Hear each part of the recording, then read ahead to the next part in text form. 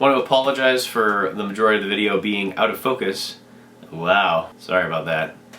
But I'm not going back. It gives the review a meta quality because Daniel, his ideas are cloudy and he's inept at communicating them, and thus the shot is also an inept communication of Daniel himself. Ooh. Hello! Today I am going to finally talk about House of Leaves by Mark Z. Danielewski. Took me a while to get through this one. An example of what is referred to as ergodic literature. A very common thing to do is to just kind of flip through the pages and get a sense that this book is rather different. A lot has been said about House of Leaves, and a lot has been said about what has been said about House of Leaves. I think the discourse around this book is really interesting. A discussion that seems to have been going on ever since its publication 23 years ago. To try to categorize House of Leaves, it's a little tricky. It certainly has a foot in horror, a foot in romance. I think to better anchor my review, I'm just going to exposit now the premise of the book. So the first layer is about a photojournalist, a Pulitzer-winning photojournalist, Will Navidson, who moves into this house with his family, his wife, Karen, and their two kids, Daisy and Chad. Navidson notices that the dimensions of the inside of his house do not match the outside, and then after that, a door appears in their house out of nowhere. It leads into this kind of infinite hallway, this vast expanse of rooms, stairs, and it's very strange. Will Navidson's exploration of this hallway and the ensuing tension that creates between him and his wife, it comprises the center narrative of House of Leaves. The story of Will Navidson and this house is being told to us by an old blind man named Zampano, who describes this story as if it is a film that has been released. Those events are speculated on by critics, writers, columnists, anybody basically who just wants to chime in what they think about pretty much any moment, frame, idea centering around this movie, the Navidson record. The next layer of the story involves a character named Johnny Truant, the individual who found all of these writings by the blind man Zampano, who apparently has died and left a whole mess of pages in his apartment. Johnny, first out of just curiosity and then out of obsession, takes it upon himself to compile all of these writings. Johnny digresses pretty far beyond the narrative itself and begins to tell us his story. You get to experience his psychological decline brought about by his obsession with finishing this book. This is where the meta element begins to become way more prominent. Zampano's writing, or at least certain aspects and themes, begin to mirror Johnny Truant's own life. Not to mention that, but you also have a really compelling, I thought, backstory for this character that is communicated in the 3 Attic Whalestow Institute letters, which are letters that Johnny received from his mother, who was institutionalized for, I believe, schizophrenia. And then we back up from that even further, and we get the editors. Their role in the story is very minimal by comparison, but it does fill out the gaps that both of the other authors have left. There's no way to disentangle the other voices from the story as you are experiencing it. So what does all of this mean? What is actually going on in this book? Why should you read it? What is interesting about it? What is frustrating about it? I think the real appeal of House of Leaves is how it challenges the structure of the novel. It's very playfully formatted and is uniquely engaging in the way it forces us to read it. For instance, you'll get pages that have text bleeding off in different directions. It'll be upside down, backwards. It'll be traveling across pages in boxes as if they're like windows to the next section that you have to read. The digressions and footnotes will get out of control at times and take up more reading than the actual chapter that you're in some instances. It was in the middle of a chapter that might have been like 20 or 30 pages where I had to read the Whalestow letters for extra context, but the letters themselves are like 80 pages, and then so all of a sudden you're cast into this new narrative. The characters in this book are very frustrated, they're paranoid. In order for you to experience their story, you have to read in a style that makes you feel kind of frustrated, a little anxious and paranoid. Chapter 9. It's probably the best chapter of the book in my opinion, and the most challenging, the most rewarding to get through. In the story of the house, the explorers have gotten lost. The structure of the chapter is so bizarre and difficult to find your way out of. Danielewski is trying to make us feel lost the way that the characters are. There we go. He'll go on these multi-page digressions where he's just like listing names of like architects, or like listing names of filmmakers or examples of architecture, just to like reinforce one point. And he'll have you read 3 pages of this in a row, unfiltered. There's no plot progression here, it's just a list of names. And then he'll expect you to jump back in the story after that. Sometimes he'll do that after he's already a couple footnotes deep into a footnote. He'll make a point and then he'll need to reinforce that point. Sometimes he'll need to do a footnote in the middle of the sentence you're in, and then he'll need to reinforce that point. And so you get this chain of footnotes leading you away from where you were, just like how the characters are being led down the wrong path and they have to go back like they're in a labyrinth. Any section of the book that contains reference to the Minotaur is redacted, it's crossed out and written in red, but of course it's left in by Johnny Truant because he's just trying to piece it all together. You're reading like an incomplete book and you have to fill in the gaps. You even get near the end of the book ways that events could have changed, Zampano reflecting on his own writing. And even though chapter 9 is the best example of how the formatting of House of Leaves mirrors its content, every chapter in this book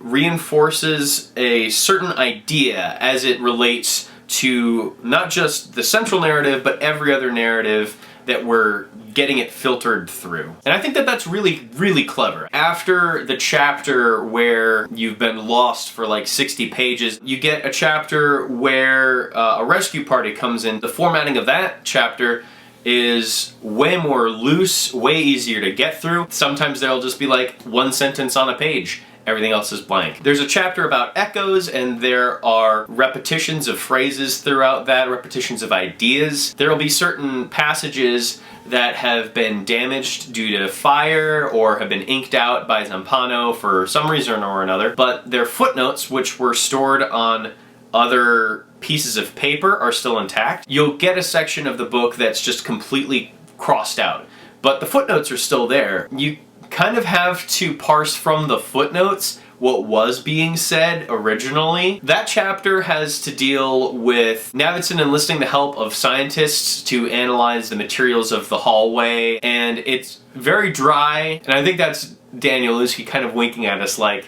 you didn't really want to read all that, so like, I'll make it easy on you. Oh, Zampano destroyed a couple pages. But there's the footnotes, so you can kind of figure out how the conversation with the scientists went. Johnny is trying to piece together what looks like torn up pages that Zampano might have tried to destroy out of creative frustration. He's also recounting the story of Esau and Jacob. The degree of Esau and Jacob's struggle is emphasized by the word vayitrozu, which comes from the root RZZ, like rz, meaning to tear apart. And then you get all of these RZZZZZ lines breaking up the chunks of torn up paper. The book is pretty bold for not just throwing one unreliable narrator, being Zampano, who frequently writes in this style as if he's composing a grand college essay but hasn't proofread it quite enough. So sometimes you'll get phrasing that is maybe a little bit obvious, maybe overly verbose, and then you get Johnny Truant. Zampano is very formal, where Johnny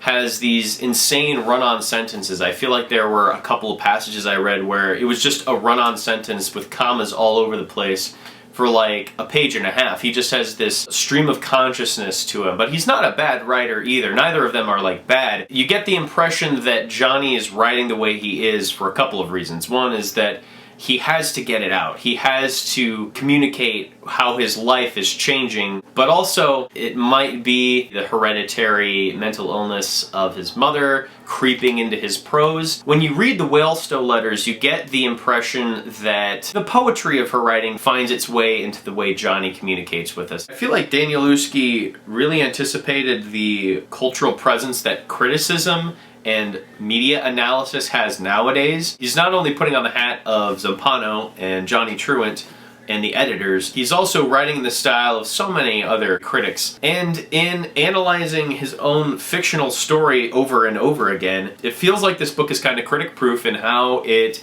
anticipates reactions to the book itself. There's even like a section at the end of the book where Johnny meets a couple of guys in a band who have a copy of the book that he's written. He reads like their notes on the book and some of the ciphers that they've solved written in the margins. Danielewski also, along with stringing footnotes together in a chain, jumbles that chain of footnotes together. In chapter 9, you'll get footnotes that lead to two different places. Sometimes you'll get redirected to the same passage again. There's one also where he ends the phrase with like an X, and that leads back to like the same sentence again, and the sentence itself reads, "In other words, shy from the sky. No answers lie there. It cannot care, especially for what it no longer knows. Treat that place as a thing unto itself, independent of all else, and confront it on those terms. You alone must find the way. No one else can help you.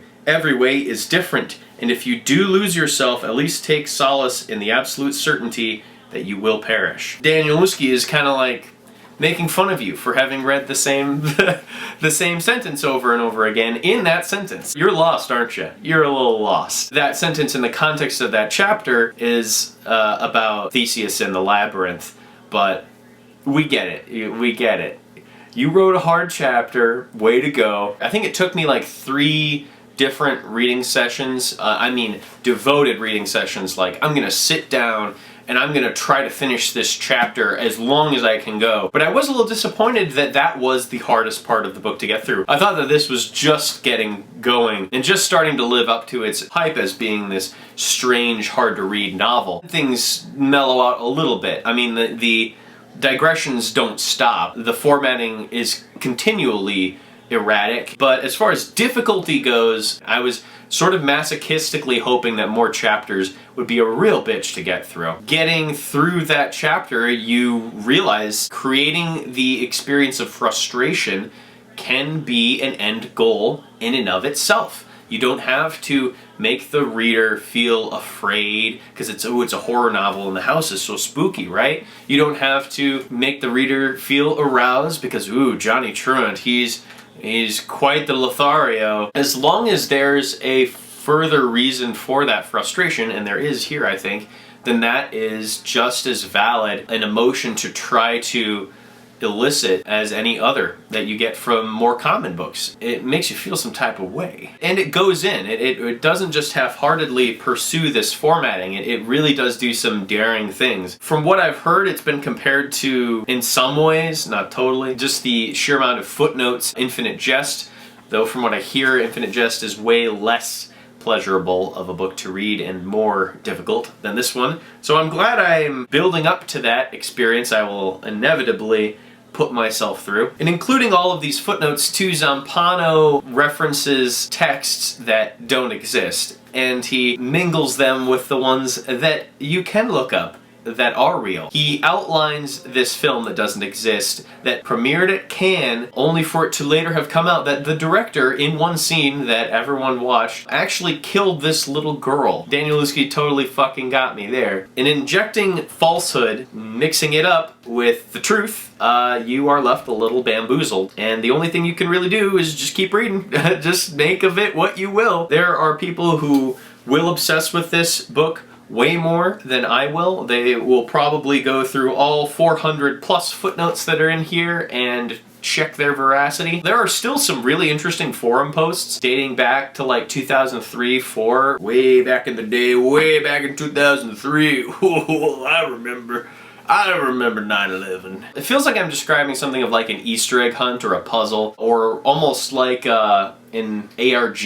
It really isn't that. There aren't URLs for you to plug in and go to. There isn't like the story continued in other mediums outside of itself, really. The only thing I can think of that does function as like a supplement to this is an album that was released by Mark's sister. Track titles and lyrics reference events in this, apparently. I haven't listened to it. I do intend to, though. It's supposed to actually be pretty good. Future Dan here. Enough time has elapsed since my review of House of Leaves that I have actually gotten around to listening to Haunted by Poe, Mark's sister. It offers a more fleshed out take on the character of Karen and seems to be voiced from her perspective. The title itself seems to reference Karen's trauma at the hands of her father. I appreciate that this album is conceptual. It does tell Karen's story with these voice recordings, I believe, with her psychologist. They tie the track list together and make the whole thing feel a lot more cohesive than some other concept albums I have listened to recently based on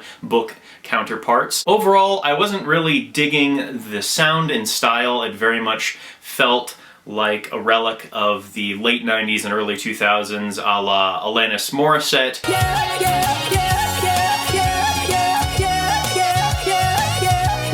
Up until track 7, Wild, where a bit more experimentation starts to take place. You get these lengthier jams, more electronic elements. Her voice is glitched and affected in more interesting ways. The penultimate track, Amazed, is a pretty clever pun and features some interesting instrumentation. The predominant attitude of the album is kind of this sassy alt-rock sound with more interesting ideas kind of peppered throughout. I was hoping the ratio of tracks would err more on the eclectic side. The ideas here that do work well and go a little more against the grain make it worth listening to, maybe not more than a couple of times for me at least. While this album is nowhere near as experimental as House of Leaves, the novel, it is actually a worthwhile companion piece, one that can stand on its own. And even though the flavor itself is not one I'm really drawn to,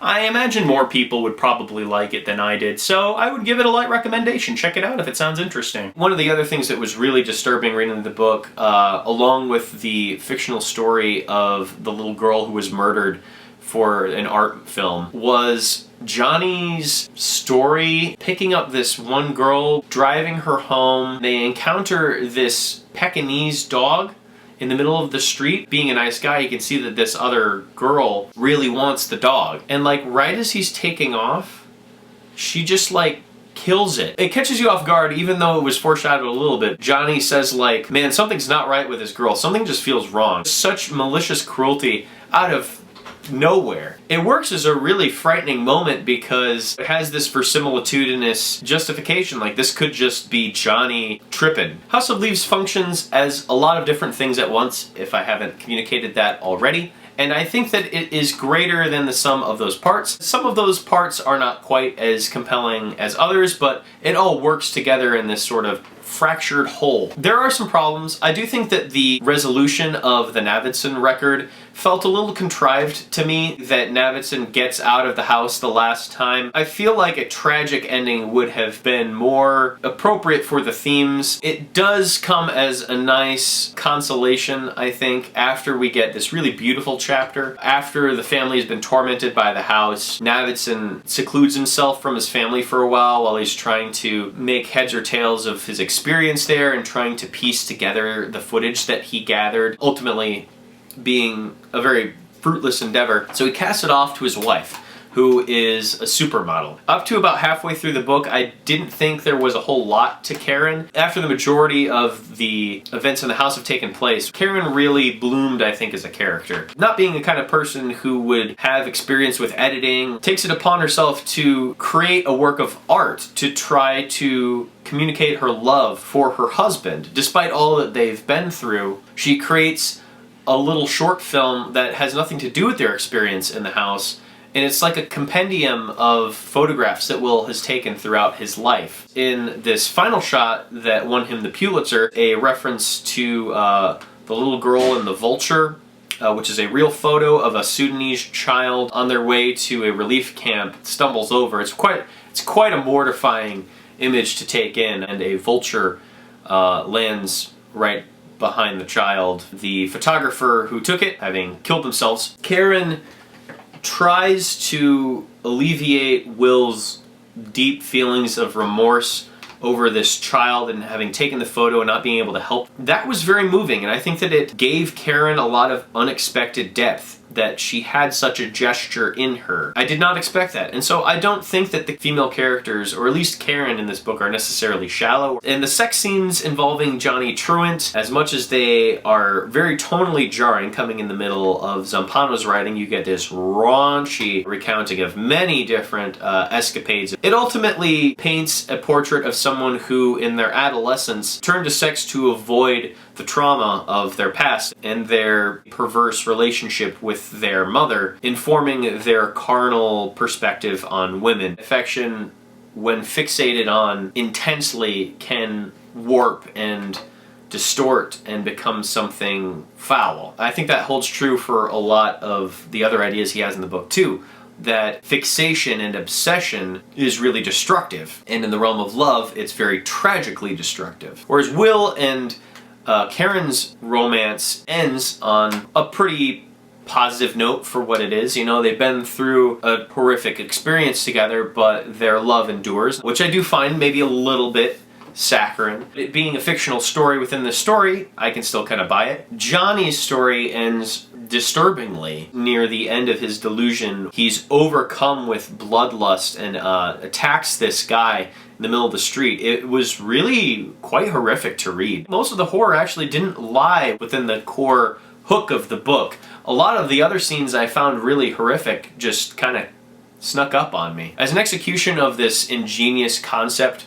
for a horror novel where the house takes on this otherworldly, unquantifiable, unknowable presence, there are some pretty interesting inventions. They have to travel down a long hallway full of doors. The character who has lost their grip with reality kills one of the other explorers, and you get into this like firefight. And so the house seems to kind of like want to cast out this violence. All of the doors just shut all in a row. Very creepy little set piece, I guess maybe you could call it if it was a film. A lot of this feels like it predicted the back rooms in that way. Impossible architecture, rooms leading to nowhere. In the rescue attempt, they're raising people up on this stretcher that's at the bottom of this giant staircase. Every time someone gets to the top, his brother Tom, who's there with him, drops a quarter. When he hears it clank on the floor, that means that they've gone up successfully. But the last time that they send somebody up, it takes an hour for this quarter to fall, which they break it down in the footnotes would have had to have fallen a height that exceeds the diameter of the entire Earth. So even though House of Leaves is functioning as this cool metafiction, it is also functioning pretty good as a horror story. Why some people maybe find it a disappointing read is because they're trying to find more meaning in the gimmick, in the hook of the book, than they are with the characters and the story. Much like the characters of the book, they're trying to find meaning in emptiness, in trying to quantify it, and in trying to solve the mystery of the house. I think they're missing the point. If there are stretches where you are feeling that reading it is pointless, keep going. Just push through. I think you even need to read the pages and pages of works of architecture. Stuff like that. You have to put yourself through that tedium. Getting through the book isn't just cool because you can say, oh, I've read House of Leaves and it was challenging, but the challenge is fun. Thank you for watching this. Sorry that so much of it was not in focus. I need to get that shit straightened out. I got another big book I'm going to be talking about next. Almost done with that. Not sure if there's anything much else to say. This is going to be a real bastard to edit. Yes, it was, Past Dan. Yes, it was.